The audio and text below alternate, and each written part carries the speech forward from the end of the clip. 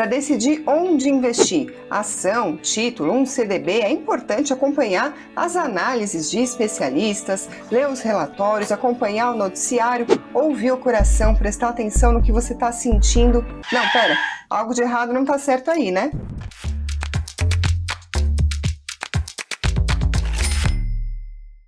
Hoje a gente vai ter um Analistas em Ação diferente com Ângela Tossato, analista da No Invest, para falar para a gente sobre 4 comportamentos que não são exatamente racionais, mas podem ser verdadeiras pegadinhas para os investidores. É isso, Ângela? Bom dia, Karina. Olá, investidores. É um prazer estar aqui estreando Analistas em Ação. E a partir de hoje, então, faço parte da grade do programa, porque hoje nós vamos falar de vieses comportamentais ou vieses cognitivos, que são aqueles atalhos que o nosso cérebro utiliza o tempo todo e durante toda a nossa vida para nos ajudar na tomada de decisões. Hoje, então, nós vamos trazer 4 desses vieses, mas ao todo são mais de 180 catalogados e estudados desde a década de 70. Então, por isso que é tão fácil nós cairmos nessas armadilhas mentais.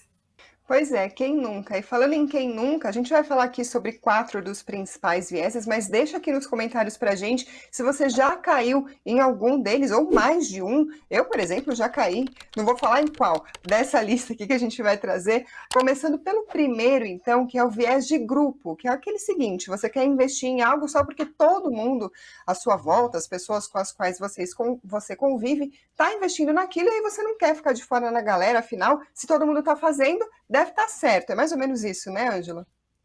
Isso, cara, porque o viés de grupo ele nos faz ter certos comportamentos para sermos aceitos em uma sociedade ou pertencer àquele determinado grupo. Então, se todos à sua volta estão tendo aquele tipo de atitude, você acaba que começa por imitá-los, né, para não ficar de fora. Então, essa armadilha ela é muito perigosa nas nossas finanças e também nos nossos investimentos. Porque, por exemplo, nas nossas finanças, se eu começar a imitar alguém que tem um estilo de vida mais caro do que o meu, um padrão mais alto, o que vai acabar acontecendo? Eu vou começar a gastar mais para me vestir melhor, comprar uma roupa mais cara, frequentar aqueles lugares mais caros com uma frequência maior, talvez comprar aquele lançamento do Get Get que está saindo aí, por que não? Se eu começar então a imitar esses hábitos de consumo, é claro que vai afetar minhas finanças e negativamente nesse caso. E o mesmo vai acontecer para os nossos investimentos. Porque, gente, esse viés de grupo ele também nos ataca nos investimentos. Porque quando tu escuta várias pessoas no teu círculo de amigos, no trabalho, na tua família, falando de determinado investimento, seja né, ação, criptomoedas ou os NFTs, que está muito na moda, hoje em dia, que ano passado a gente nem escutava muito assunto, então você começa a pensar, estão todos ganhando dinheiro, e por que eu estou de fora? Então, eu me convenço que sim, que essa é uma boa oportunidade de investimento, vou lá, faço a mesma coisa que essas pessoas, que esses meus influencers no caso, mesmo sem saber do que se trata e do risco que eu estou correndo, né? Porque se todos estão então nesse mesmo barco, por que eu ficaria de fora, né? Não tem sentido. Então a dica aqui para a gente fugir né, do viés de grupo, tá? Vamos tomar um cuidado aqui ao investir no mesmo tipo de produtos por influência de conhecidos ou por influências de terceiros. Então, busque se informar antes, perder uns minutinhos lendo sobre o assunto, né? Porque na maioria das vezes também as pessoas não contam que estão perdendo dinheiro, né? Eles só contam o lado bom da história. Então, por isso também que isso nos influencia a seguir esse mesmo caminho. E aqui vale lembrar também que né, o dinheiro que a gente investe é o nosso tempo de vida. Então, a gente tem que trabalhar para conseguir. Então, precisamos analisar muito bem antes de seguir essas dicas milagrosas né, de investimentos que as pessoas nos passam. Então, trace planos né, para tu não sair do teu planejamento financeiro e nem do planejamento dos teus investimentos. porque assim tu fica menos suscetível ao viés de grupo. Você comentou, Ângela, que muitas vezes o pessoal só conta a parte boa da história, mas ainda que seja uma história positiva, ainda que as pessoas estejam ganhando muito dinheiro, essa pessoa não necessariamente tem o mesmo perfil de risco que você, ou ela não necessariamente tem o mesmo tempo que você para acompanhar notícias ou para acompanhar o investimento, dependendo de qual que ela escolheu. Alguns demandam que você fique ali de olho com mais frequência, outros nem tanto, ou seja, não é só o perfil de risco, mas é a disponibilidade, o quanto que a pessoa está disposta ali de repente empenhar alguma energia naquilo, ou seja, são vários fatores, além de ganhar ou perder dinheiro, que diferenciam as pessoas e também os investidores, claro, né? Sim, claro, Karina. Por isso que a gente tem que se atentar muito ao nosso perfil de investimento, que é aquele questionário que a gente responde lá na corretora, no banco, quando a gente começa a aplicar nosso dinheiro. Por quê? Porque ali eu vou ver se eu sou menos ou mais suscetível a correr riscos. E, gente, né, se eu tiver um perfil conservador, com certeza eu não vou conseguir investir em ações, porque o meu perfil de risco não vai me deixar.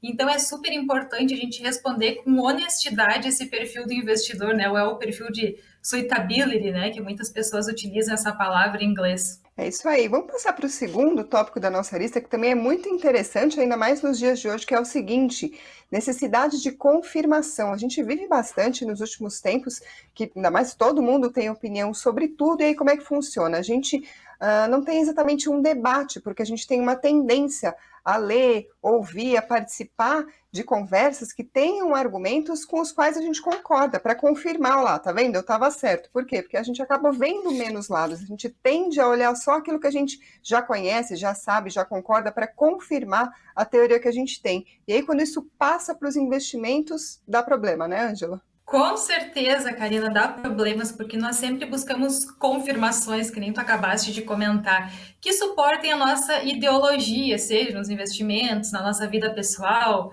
na nossa vida profissional, nos ideais de grupos que a gente segue, porque, por exemplo, para mim é muito mais fácil eu estar em 15 grupos de investimentos do que 15 grupos de moda, né? Por quê? Porque eles vão falar uma linguagem que eu quero escutar, né? Que eu estou disposta a ouvir, né? E a concordar com eles.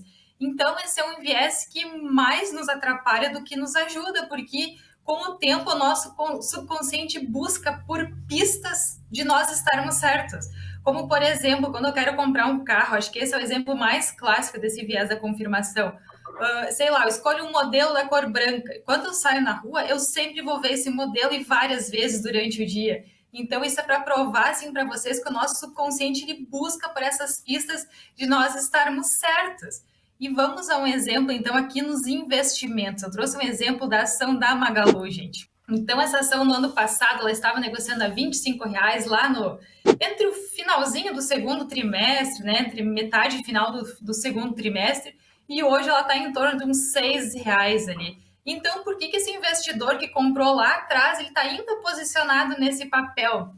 Então, o viés da confirmação ataca aqui, por quê? Porque talvez, então, esse viés só nos faz lembrar de que ela foi uma das ações que mais tinha se valorizado nos últimos anos. Então, ela foi aquele fenômeno da B3 que saía nas mídias, né? E que, então, muitos fundos também estavam posicionados, ele era um papel muito falado. E né, a gente chega, então, na conclusão de que o preço claro, né, que ele vai voltar a negociar nesses patamares anteriores. Só que, ao mesmo tempo, mesmo tendo essa confirmação que ela foi um fenômeno na B3, eu posso estar ignorando, gente, o cenário macro para os varejistas que começou a ser mudado a partir do segundo semestre do ano passado até agora, né, que a gente viu então, as altas taxas de juros, né, para conter a inflação no país, então com isso o consumo cai, prejudica os varejistas, então eu posso ter ignorado esse sinal de mudança de cenário. Talvez também eu ignorei muitos analistas que reduziram posição o Magalu ou deram a saída no papel porque eu não queria acreditar nisso, né? Talvez aqueles fundos de investimentos também que falavam muito de Magalu se desfizeram dos papéis, né? Mas a Magalu será que ela pode, então, voltar, né, nos níveis de preço que ela estava antes? Claro que pode, tá, gente? Isso nada impede, então, né, dela voltar para aqueles patamares dos 25, R$ 28 lá. Só que esse tempo que eu perdi no papel e essa desvalorização que ele teve, é o custo da oportunidade, e esse custo nunca mais volta. Então, ele é igual ao tempo, né? Uma vez que o hoje virou ontem, eu não consigo mais fazer nada. Então, uma dica para a gente evitar esse viés da confirmação é: vamos prestar atenção aqui, tá, gente? De tempos em tempos, pare um fim de semana, talvez uma noite, 2 noites, 3 de estudos, né? E reveja todos os ativos da tua carteira e veja se eles realmente fazem sentido ainda estarem ali. Então, dedique esse tempo, porque o custo da oportunidade nunca mais volta. Esse caso de Magalu é bem interessante, a gente inclusive trouxe perguntas aqui, então continuem acompanhando, a gente vai falar daqui a pouquinho um pouquinho mais sobre isso. Agora, o terceiro ponto é a falácia do jogador. Isso eu achei bem interessante a gente comparar, a gente pensa num jogo, como que isso pode valer também para quando a gente está falando do nosso dinheiro. Então, esse é um viés super importante, Karina, porque ele nos diz muito, né, sobre como as nossas crenças afetam o nosso poder de decisão racional. Então, ele nos leva a acreditar que os cálculos de probabilidade e estatística são menos efetivos com o passar do tempo. E aqui eu vou trazer um exemplo clássico, que é o jogo de cara ou coroa. Então, por que ele é aquele exemplo clássico? Porque, por exemplo, eu jogo 10 vezes a moedinha para cima e ela cai 10 vezes, né, na cara. O que acontece na décima primeira jogada? 99% das pessoas vão dizer que é coroa, mas se a gente for analisar a fundo, a probabilidade não muda, gente. Por quê? Porque se eu tenho duas alternativas, então é 50% de chances de dar cara e 50%, né, de dar coroa novamente. E eu trago isso agora para os investimentos, porque esse viés ele é um pouquinho semelhante ao viés da confirmação. Só que ele tem algumas diferenças, né? Ao contrário do viés da confirmação, de acreditar que esse case é um super case, essa ação é um fenômeno, esse viés da falácia do jogador, ele vai nos fazer acreditar que essa ação já caiu muito. E a gente pode também voltar ao exemplo da Magalu. Né? Então já caiu muito, então agora a probabilidade desse papel voltar a subir é muito maior do que cair, porque eu estou acreditando que no passar do tempo, né, conforme o papel foi caindo, agora ele deve subir. Né? Então isso vale também para os ativos que estão subindo demais, né? Que a gente acha que está subindo demais. Por exemplo, quando a gente fala do Ibov, subiu 3 dias seguidos. A gente vê nos noticiários, né? Até inclusive a gente comenta que é a terceira alta seguida do Ibov. Então, o que isso faz a gente acreditar? Que no próximo dia ele pode cair. Sim, é óbvio que ele pode cair, mas a chance dele cair é a mesma dele continuar subindo. Então, continua sendo os 50%. Por isso que esse viés é super importante a gente analisar, porque a probabilidade, mesmo com o passar do tempo, ela não muda, Karina. Quarto e último da nossa lista é o seguinte: viés de aversão à perda. E esse é difícil comentar, porque vamos combinar, Ângela, quem que gosta de perder, né? Ainda mais dinheiro. Exato, Caio. Eu trouxe esse viés porque ele é muito clássico. Eu duvido que ninguém aqui que está nos escutando vá se identificar com esse viés hoje. Inclusive eu, né, que já também caí muito nesse viés, né? E não Quem foi a primeira nunca? vez. Quem nunca, né? Impossível a última. Então, o que esse viés nos diz? Ele nos diz que os investidores atribuem uma maior importância às perdas do que aos ganhos. Aí tu vai me dizer assim, não, mas isso não é verdade. E eu posso provar que na teoria sim é verdade. Por quê, gente? Porque o que acontece, né? A gente está muito mais suscetível a correr riscos no intuito de recuperar eventuais prejuízos do que manter posições ganhadoras. E eu vou voltar então no exemplo lá da Magalu, que a gente comentou anteriormente. Então eu tinha esse papel lá 25 ano passado, agora está 6 e eu continuo comprado no papel. Então, mesmo sem a perspectiva de melhora nos preços futuros, eu decido que eu não vou me desfazer dessa posição. Então, eu não tolero perdas e eu vou ficar posicionada, eu vou continuar posicionada nesse papel, não importa o que aconteça. Só que quando a gente percebe esse cenário ao contrário, que aquelas posições que a gente comprou estão levemente positivas, a gente já fica naquela ansiedade, né, de querer sair do papel, porque a gente não tolera perder aquele pouquinho, né, de lucro, mesmo essa ação sendo muito promissora futuramente. Então, esse é um viés de a gente tomar muito cuidado, porque ele atua nas duas pontas. Quando eu estou perdendo, ele aceita que eu fique perdendo, e quando eu estou ganhando, ele me faz querer sair rápido dessa posição, antecipadamente, né, com aquele pouquinho de lucro só. Então, uma dica aqui, né, para evitar esse viés da aversão à perda, é definir pontos de saída pela análise técnica, talvez, que a gente consegue olhar no gráfico e ver os pontos de maior negociações, né? Mas tanto para quando a gente estiver ganhando no papel, né, ele estiver positivo, quanto quando estiver no prejuízo, né, que eu estiver perdendo no papel. Por quê, gente? Porque se eu for seguir esse plano, eu vou estar menos suscetível e menos exposta ao risco, né, de ficar posicionado numa posição perdedora ou sair antecipadamente de alguma posição promissora ainda no futuro. A gente vai passar agora para a parte das perguntas do pessoal, aí todos esses exemplos vão ficar um pouquinho mais humanos, olha só. Ângela, eu trouxe 3 perguntas para a gente comentar hoje, mas 2 delas acho que vale a pena a gente fazer juntas, porque são mais ou menos o mesmo assunto. As 2 falam de Magalu, olha só. O Marcelo Costa diz o seguinte: tenho 2 ações de varejo que me dei mal, Magalu e Americanas, e não sei o que fazer. Se espero voltar a subir ou vou comprando mais para baixar a média do valor.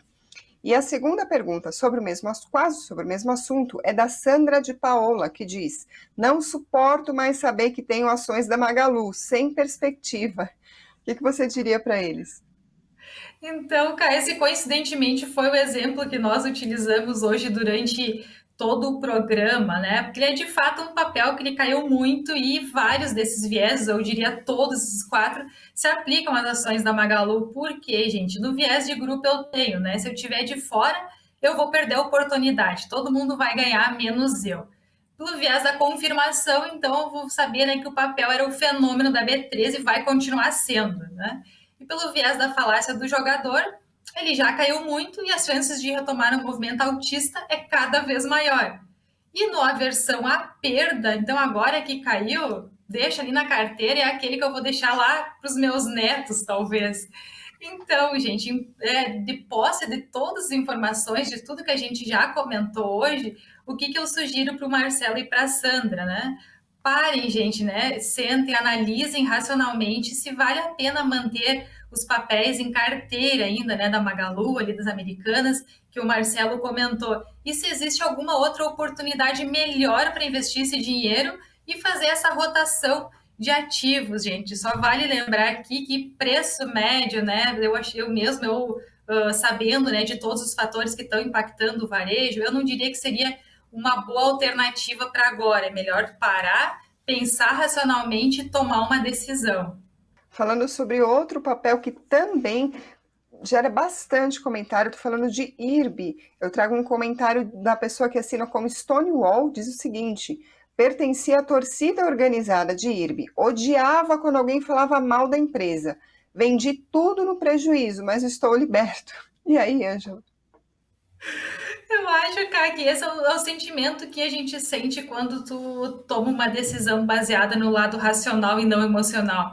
Então, o emocional te levou até aqui, o racional vai dizer assim, não, né? Vou sair dessa posição e vou buscar uma oportunidade melhor no mercado. Então, você se liberta, né, daquele sentimento de angústia ou de pensar que se eu sair o papel vai voltar a subir. Claro que ele pode voltar a subir, né, gente? O mercado também é soberano, mas talvez se eu pegar, né, essa participação do meu patrimônio, investir em outro papel, outra empresa, ou até aquele produto que se adequa ao meu perfil, que a gente comentou lá no início do programa, então é mais fácil tomar uma decisão, tá, gente? Então, assim, vamos pensar um pouquinho racionalmente para a gente ter esse sentimento de liberdade que o Stonewall acabou de comentar aqui conosco. Aí a gente quer mais exemplos do pessoal. Deixem aqui nos comentários se você já se encaixou em algum desses vieses. Conta aqui a sua experiência pra gente. E deixa também sua pergunta, se você tem uma dúvida e ela não foi respondida nesse programa, a gente traz para os próximos. Muito obrigada, se inscreva no canal, deixa o like se você gostou dessa edição. E, Ângela, adorei a sua participação. Até a próxima. Obrigada, Karina. Obrigada, investidores. E como a Ká falou, sintam-se à vontade para deixar sugestões de temas nos comentários para a gente trazer, né, nos próximos programas. Então, tenham todos um excelente domingo e uma excelente semana. E para ti também, Karina. Obrigada, Ângela. Até a próxima, pessoal.